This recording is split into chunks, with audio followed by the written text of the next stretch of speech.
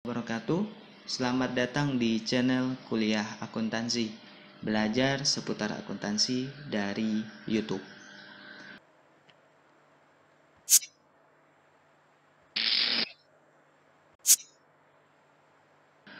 Di video kali ini kita akan membahas tentang standar praktis audit internal dan kode etik. Nah, seperti apa penjelasannya? Mari kita simak.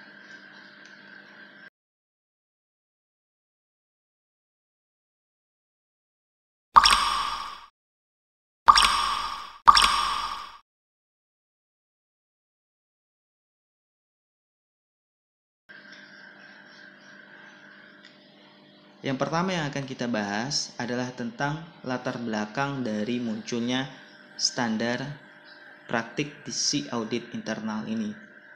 Nah, bermula pada tahun 1972, kemudian berlanjut pada tahun 1978, sebuah istilah itu dikenal dengan istilah 2A di kala itu memunculkan apa yang disebut dengan standar for the professional practice of internal auditing. Kemudian sepanjang waktu terus bertambah dari tahun ke tahun, kemudian melalui serangkaian publikasi yang bersifat ilmiah, muncullah kemudian yang disebut dengan Statement of Internal Auditing atau yang disingkat menjadi SIAS, yaitu Statement of Internal Auditing Standard. Berbicara tentang standar dari praktik audit internal itu. Kemudian selanjutnya yang kita kenal dengan istilah 2A tadi mulai mengkombinasikan standar asli dari pernyataan tersebut menjadi suatu dokumen tunggal yang kemudian dikenal dengan istilah Reg Book atau buku merah, di mana jauh sebelumnya sudah dikenal istilah untuk audit pemerintah itu dengan istilah Yellow Book atau buku kuning. Nah, dari segi proses si penyusunan standar ini, teman-teman,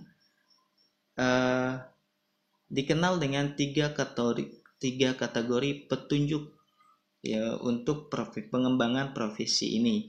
Yang pertama adalah etika dan standar, yang kedua adalah practice advisory, dan yang ketiga adalah bantuan pengembangan dan praktik. Nah, ada tujuan yang ingin dicapai dari hal tersebut.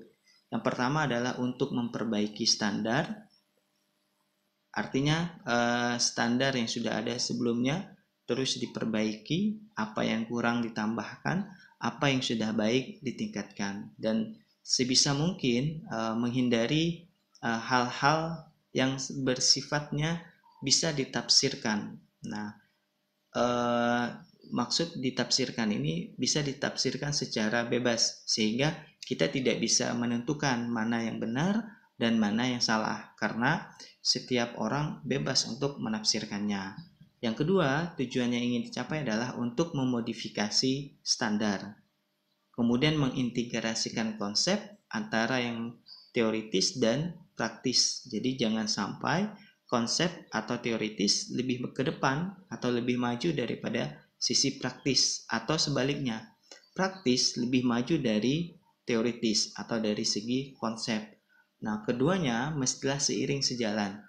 Apa yang ditentukan secara teoritis atau apa yang ditemukan ketika praktis itu harusnya sama. Nah, jadi tidak ada perbedaan. Kalaupun ada perbedaan, seharusnya tidak mencolok. Kemudian tujuan lainnya adalah untuk mengklarifikasi beberapa masalah yang sudah berhasil diidentifikasi. Nah, keberhasilan mengidentifikasi itu didapatkan dari praktik atau pengalaman, sehingga dari pengalaman-pengalaman tersebut ketika ditemukan kekurangan dari segi standar bisa ditambahkan.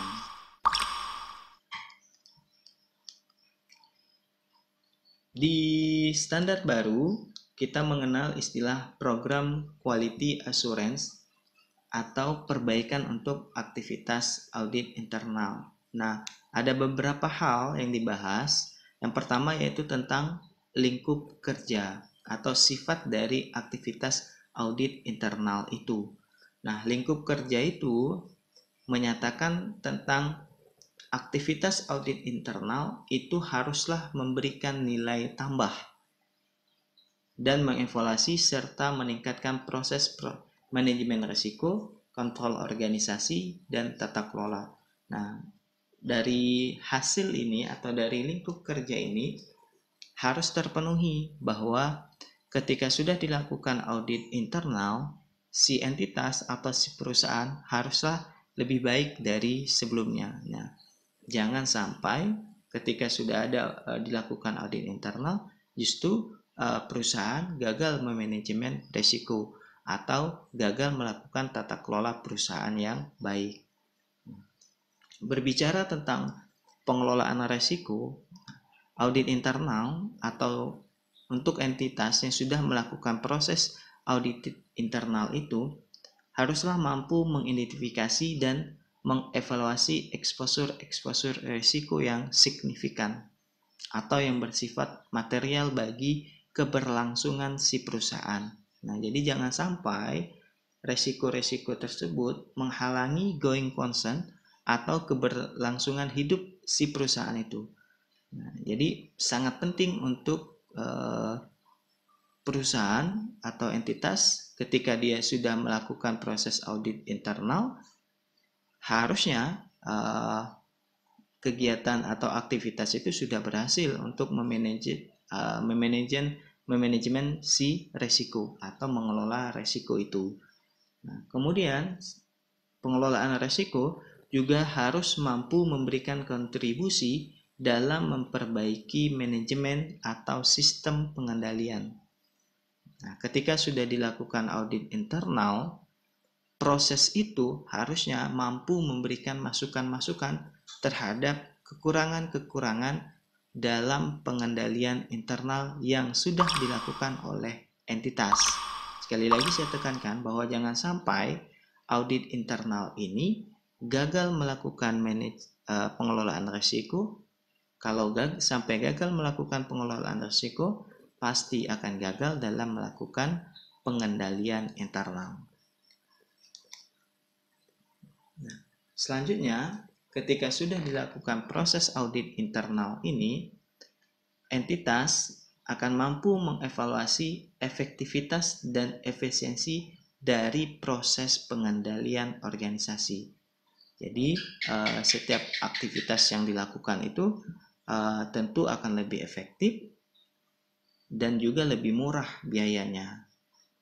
Selanjutnya, terkait dengan tata kelola, audit internal ini akan mampu membantu organisasi dengan cara mengevaluasi berbagai hal.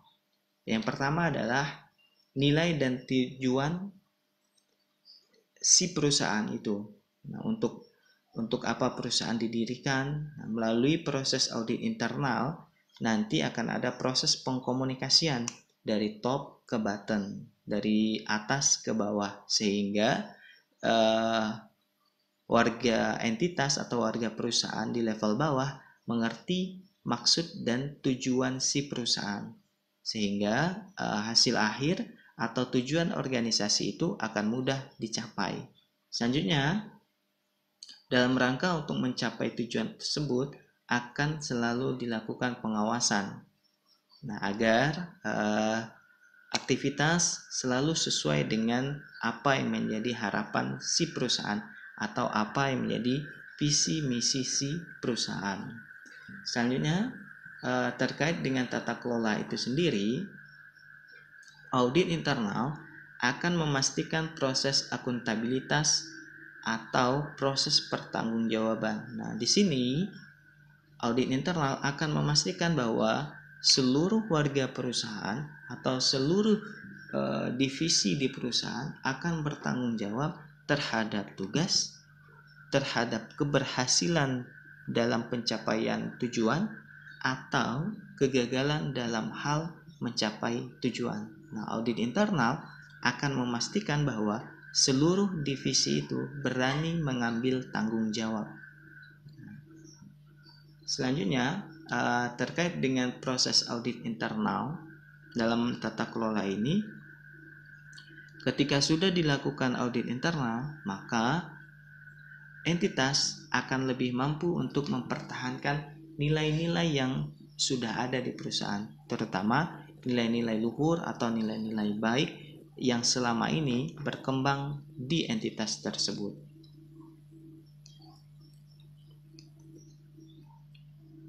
Terkait dengan hal itu, teman-teman, dalam penyusunan standar dalam operasional audit internal ini, maka ada 4 prinsip dasar yang harus dipenuhi. Yang pertama adalah prinsip integritas, prinsip objektivitas, prinsip profesionalisme, dan prinsip kompetensi. Nah, artinya si auditor internal dalam proses melakukan audit internal ini harus memiliki integritas yang baik. Memiliki objektivitas artinya bebas dari kepentingan pihak manapun, benar-benar dia bekerja untuk kepentingan si perusahaan, bukan untuk kepentingan dia ataupun untuk kepentingan orang lain yang sifatnya sangat individual. Nah, selanjutnya haruslah profesional.